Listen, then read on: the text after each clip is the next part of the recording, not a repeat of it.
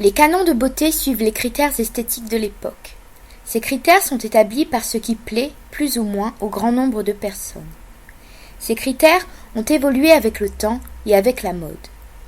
Commençons alors au tout début de l'humanité. Durant la préhistoire, les femmes étaient belles si elles étaient fertiles. La beauté se résumait alors aux formes généreuses. Par la suite, en Antiquité, les idéaux nous viennent de la Grèce antique. Avec l'érotisation de la femme, celle-ci était alors représentée fine, élancée et musclée, aux longues jambes et aux fesses rebondies. Tout comme la femme, l'homme idéal est grand, fort et athlétique. Lors du Moyen Âge, le visage prend une importance particulière. Le front est grand, afin de paraître plus jeune. La peau est la plus blanche possible, symbole de pureté. La silhouette est fine, les hanches étroites. Le maquillage étant interdit par l'Église, les femmes présentent leur visage sans artifice, car cela serait aller contre l'œuvre de Dieu. Les hommes, eux, doivent avoir des cuisses épaisses et être aptes au travail en extérieur. La Renaissance se fait alors opposer des époques précédentes en ce qui concerne le beau. Les mœurs se libèrent et la femme belle est alors pulpeuse au teint pâle et à la chevelure d'or. Les femmes ont alors recours à l'épilation, car les poils étaient considérés comme impurs et disgracieux. On peut le remarquer dans tous les tableaux de cette Renaissance, où les femmes sont représentées sans aucun poil.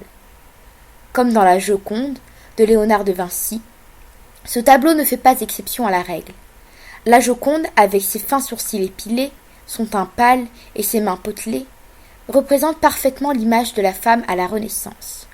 Cet idéal féminin est alors véhiculé par les peintures, ce qui nous ramène directement à la naissance de Vénus de Botticelli, ou encore dans les poésies et les sculptures. Les proportions idéales sont alors inspirées des proportions divines, comme l'homme de Vitruve de Léonard de Vinci. Au XVIIe et au XVIIIe siècle, on demande aux femmes d'avoir un teint de lait, une taille très fine, une poitrine imposante, des bras et des mains potelées. Les femmes se fardent de rouge, symbole de l'amour et de la sensualité, et vont jusqu'à accentuer leurs veines pour souligner leur délicatesse et leur haut lignage. L'homme se maquille, se poudre, met des perruques, tout comme les femmes. Ce siècle est alors celui de la sophistication.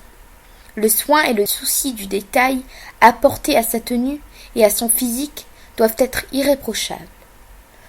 Au XIXe siècle, deux canons de beauté féminin s'affrontent. En premier, il y a la bourgeoise potelée, peu ou pas maquillée, le teint pâle.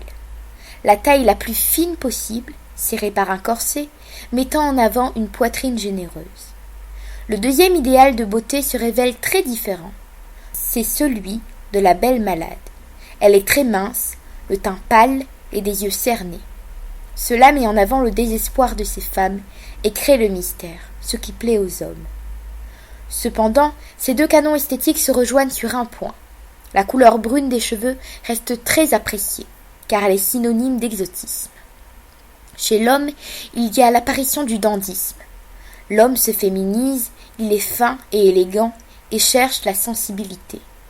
La moustache étant appréciée, est alors très soignée.